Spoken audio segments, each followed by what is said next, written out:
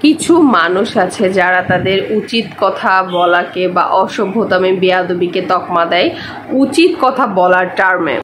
আমি ভীষণ উচিত কথা বলি, আমি কাউকে কথা বলতে ছাড় দেই না, আমার সামনে যেই আসে তাকে আমি উচিত জবাব দেই, মুখের সামনে একদম জবাব দিয়ে দেই।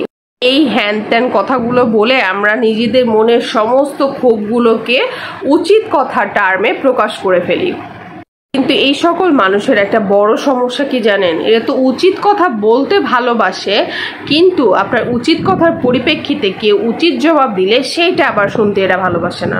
উচিত কথা শোনার ক্যাপাবিলিটিটা একদমই পোর।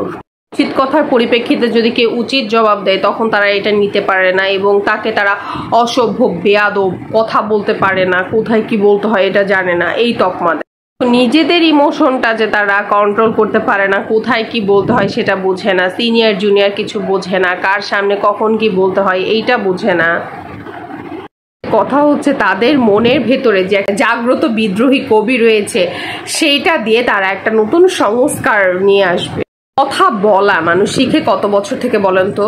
2-3 বছর বয়স থেকে। কিন্তু কোথায় কোন কথা বলা উচিত, কাকে কোন কথা বলা উচিত, কোন সময় কোন কথা বলা উচিত, এটা শিখতে শিখতে কারো কারো তো সারা জীবন চলে যায়, শিখতে পারে না। এখানে চলে আসে social education, manners, civilization, civic sense, common sense. এই বিষয়গুলি আপনাকে হাতে কলমে কেউ শিখাবে না। এই সফট স্কিলগুলো আপনাকে হাতে কলমে ধরে কেউ বুঝাবে না। তবে একটা কথা বলার টোনের মধ্যে, ধরনের মধ্যে কিন্তু এর অর্থের ভিন্নতা প্রকাশ পায়।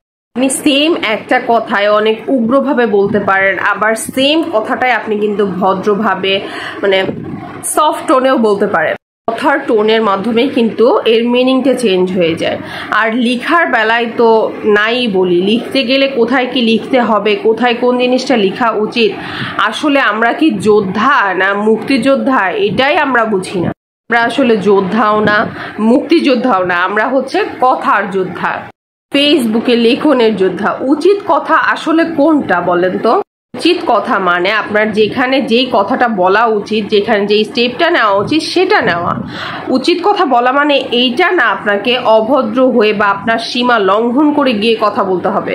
যদি আপনার ভদ্রতার সীমা লঙ্ঘন করে কাউকে কোনো কিছু বলেন, কোনো কিছু উপদেশ দেন বা কোনো কিছু বলেন, সেটা কিন্তু অভদ্রতা হয়ে যায়।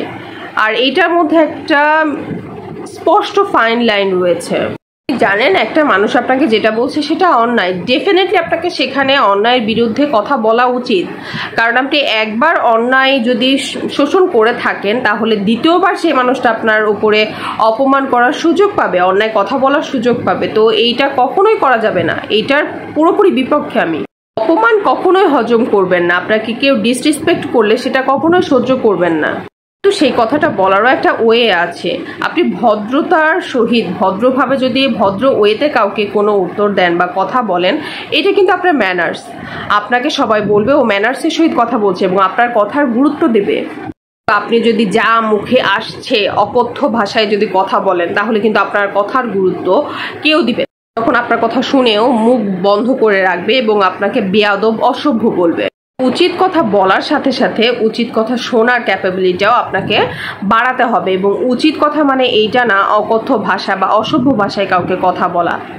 উচিত কথা যেন উচিতভাবে বলার ক্ষমতা আপনার মধ্যে থাকে, সেটা সবসময় খেয়াল রাখবেন। এবং উচিত কথা বলতে গিয়ে অসভ্যতামি, বেয়াদবিকে কখনো গুলিয়ে ফেলবেন। এবং পরিশেষে আপনি যদি উচিত কথা বলতে ভালোবেসে থাকেন তো ডেফিনেটলি আপনাকে উচিত কথা শোনার প্র্যাকটিসটাও খুব ভালো মতো রাখতে হবে। ধন্যবাদ।